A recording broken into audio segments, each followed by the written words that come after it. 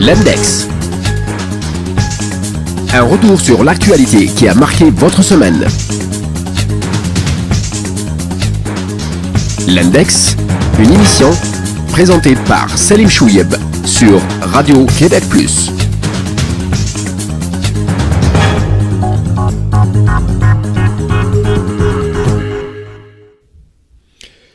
Mesdames et messieurs, bonsoir et bienvenue à l'Index sur Radio Québec Plus.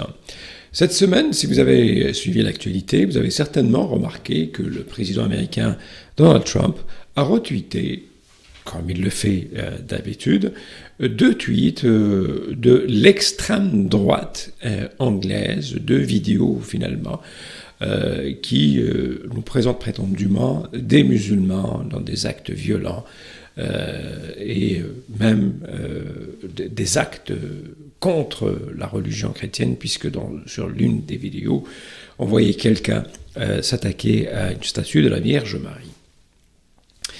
Et ce tweet-là, donc de Donald Trump, a été précédé la semaine même par des déclarations choc de l'ancien Premier ministre français Manuel Valls, celui qui voulait devenir président de la République française, en Espagne, où il a parlé carrément du problème musulman en France. Et chez nous ici, à Montréal, et pour terminer la semaine, Statistique Canada nous révélait enfin qu'il y a une hausse des crimes haineux contre les musulmans, bien évidemment les juifs, les homosexuels, mais surtout les musulmans, avec une augmentation estimée à 20% de ces crimes haineux. Et cette augmentation des crimes haineux, elle est un peu tout à fait normale, elle vient un peu comme la cerise, si vous voulez, sur le sundae, si vous me permettez l'expression, d'une campagne, d'un travail méthodique qui est en train de se faire, ça et là, pour justement diaboliser tout ce qui est musulman, tout ce qui est qui a trait à l'islam, etc. Donc, ce sont des politiciens mainstream, comme Manuel Valls, comme le président des États-Unis, qui se mettent, à travers leurs déclarations, à travers leurs discours, à travers leur analyse des réalités et des situations politiques que nous vivons ici ou en Europe, qui commencent à légitimer carrément le discours de l'extrême droite. Il fait un temps où ce discours-là était considéré comme un discours marginalisé, un discours qui se propageait dans des circuits fermés, qui se disait de manière un peu discrète. On n'osait pas réellement prendre justement la scène publique pour tenir ce genre de discours. Mais aujourd'hui, les langues se sont déliées. Et voici que ce discours-là est devenu tout à fait légitime. Bien plus que ça, sous prétexte justement de la défense des identités ou de l'identité culturelle occidentale, sous prétexte de protéger les valeurs démocratiques, sous prétexte de protéger la laïcité, sous prétexte de protéger les valeurs occidentales, on se mit à carrément accuser, par exemple, les musulmans de tous les maux de la planète. Donc, c'est cette intolérance qui devient une forme de résistance face à ces assauts répétés de ces musulmans, de ces étrangers qui viennent mettre en péril et qui viennent mettre en danger les démocraties occidentales. Et ce discours-là, on peut aussi le retrouver, pas seulement chez les politiciens, mais aussi chez des intellectuels, des grands journalistes, comme par exemple dans le cas qui nous concerne, Christian Rioux, Joseph Facal, Mathieu Bock-Côté, Richard Martineau, Lise Ravary, tous ces gens-là qui passent leur temps justement à donner ce genre d'idées, à véhiculer ce genre de discours. Et l'idée centrale de ce discours-là, c'est quoi ? C'est que les musulmans ne sont pas solubles on ne peut pas les intégrer au sein des sociétés occidentales. Ce sont des gens qui vont rester à la marge de la société, ce sont des gens qui vont se développer, vivre en catimini, dans leur ghetto, et qui vont s'installer ici en Occident, mais qui vont tenir à développer leurs idées, leurs idéologies, leurs valeurs, leurs religions, etc., qui sont diamétralement opposées et parfois même qui représentent des menaces pour la civilisation et la culture occidentale. Ça, c'est ce que, bien évidemment, ces chroniqueurs-là essayent de nous dire. Dans les faits, donc, comme on le voit, les politiciens, les grands Manitou des médias et les journalistes, les intellectuels, etc., qui poussent, comme quand on le voit par exemple avec des grands philosophes comme Finkielkraut ou BHL, ou même aux États-Unis, d'autres plein de penseurs qui essayent de nous dire que l'islam est la menace pour l'Occident, ceci participe à une logique qui a toujours servi l'Occident. Et je vous rappelle que l'Occident a toujours besoin d'une altérité, il a toujours besoin d'un adversaire contre qui il doit se battre pour continuer justement à fonctionner. Je vous rappelle qu'il fut un temps, juste après la Deuxième Guerre mondiale, c'était bien évidemment le bloc soviétique.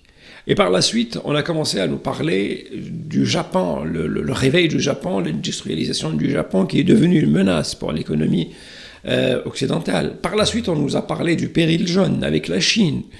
Et aujourd'hui, on nous parle du péril vert. Et donc, cet Occident qui est tout le temps, et quand je parle de l'Occident, je parle ici de l'Occident à partir du point de vue de l'extrême droite et d'une certaine droite aussi. Parce que, bien évidemment, en Occident, il y a plusieurs courants politiques, idéologiques, etc., qui ne partagent pas ce point de vue, qui ne partagent pas cette manière de voir le monde et cette manière aussi de comprendre les autres cultures et les autres religions. Et ce besoin ardent, ce désir ardent et féroce et fort d'avoir une altérité, d'avoir un ennemi, d'avoir un adversaire à combattre, c'est cela justement, c'est ça le moteur de l'extrême droite, parce que l'extrême droite, elle carbure grâce à la peur, grâce à l'idée qu'on se fait tous l'instinct de défense, parce que quand on est menacé, bien évidemment, c'est les instincts qui vont embarquer et on se referme sur nous-mêmes et on essaye de se protéger et on se méfie des gens qui nous entourent. Et donc, la peur, elle est au centre même de cette idéologie-là. Ce qu'ils véhiculent, c'est la peur de ces gens-là. Bien évidemment, qu'est-ce qu'ils nous disent ? Oui, mais ce n'est pas seulement de la peur, il y a des éléments dans la réalité qui militent dans ce sens-là, qui vont renforcer cette idée-là, bien évidemment, par exemple, les attentats terroristes, etc. Mais tous ces attentats terroristes, qui sont horribles, qui ont fait des victimes par centaines, par dizaines, et qui ont d'une barbarie inouïe.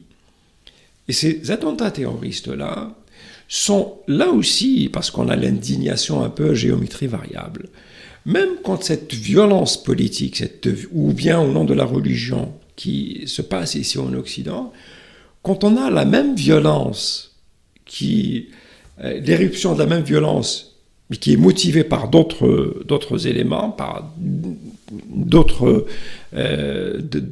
valeurs, comme par exemple ce qu'on a vu, les massacres à Las Vegas ou à Oklahoma, où c'est justement l'extrême droite qui est derrière ça, ou bien est-ce que c'est, par exemple, des gens qui sont des malades mentaux ou des gens qui ont des idées politiques qui ne sont pas d'accord avec les idées qui sont en place aujourd'hui, par exemple à la Maison-Blanche, etc.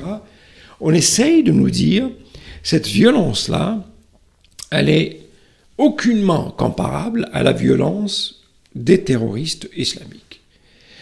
Alors que dans les faits, les massacres commis et perpétrés par les gens de l'extrême droite, ou même les massacres commis par des armes à feu qui sont défendus bien évidemment par la NRA, qui est qui est pratiquement le bras armé de l'extrême droite, tous ces gens-là essayent de nous dire, finalement, il n'y a que l'islam qui est une menace. Toute l'autre violence, toutes les autres formes de violence, toutes les autres formes d'extrémisme, toutes les autres formes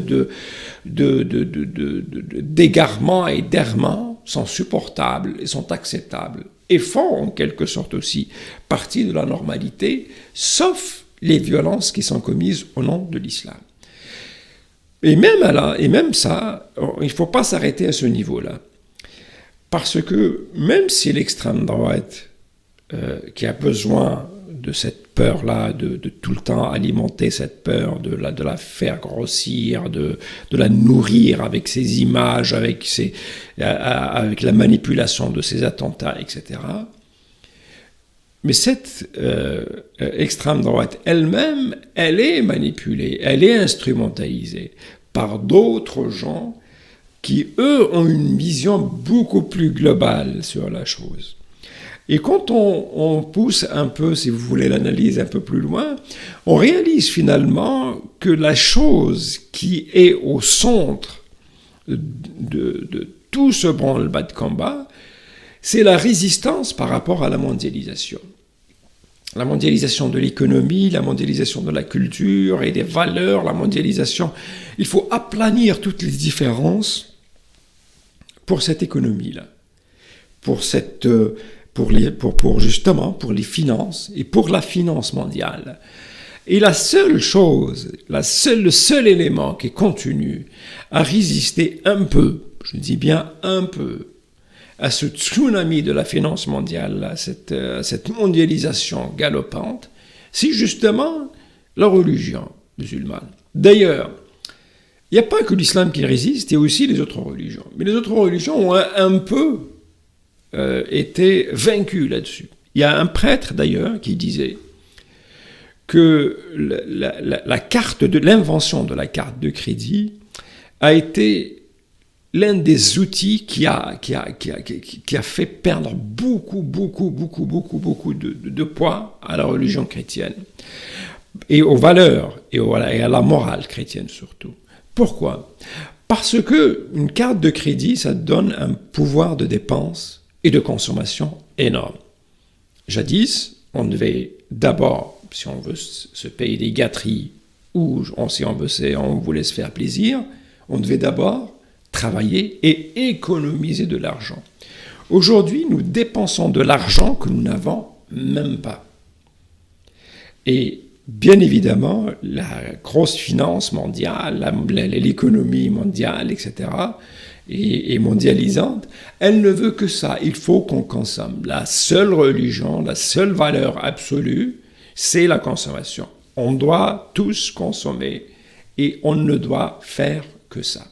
D'ailleurs, je vous suggère de regarder, si vous avez la possibilité de le faire, un film extraordinaire de John Carpenter qui s'appelle They Live.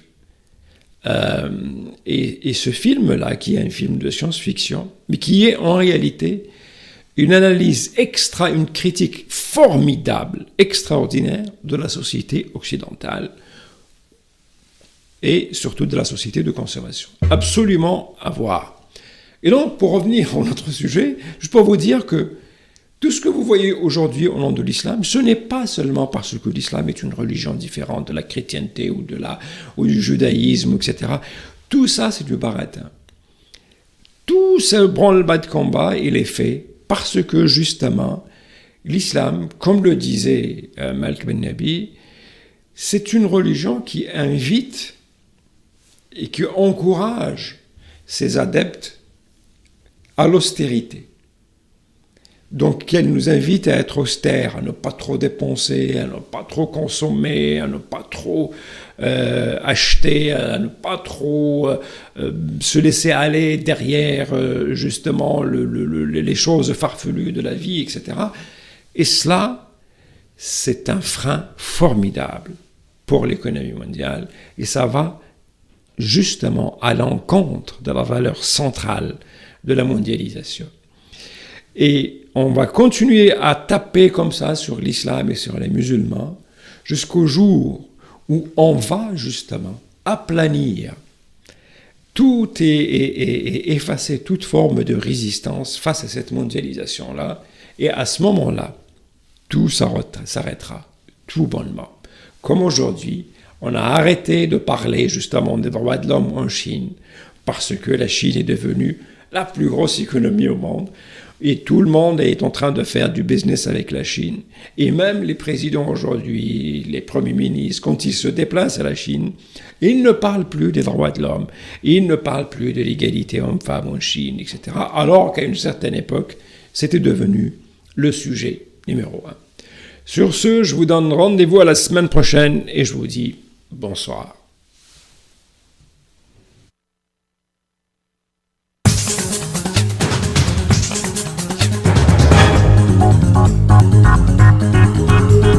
L'Index.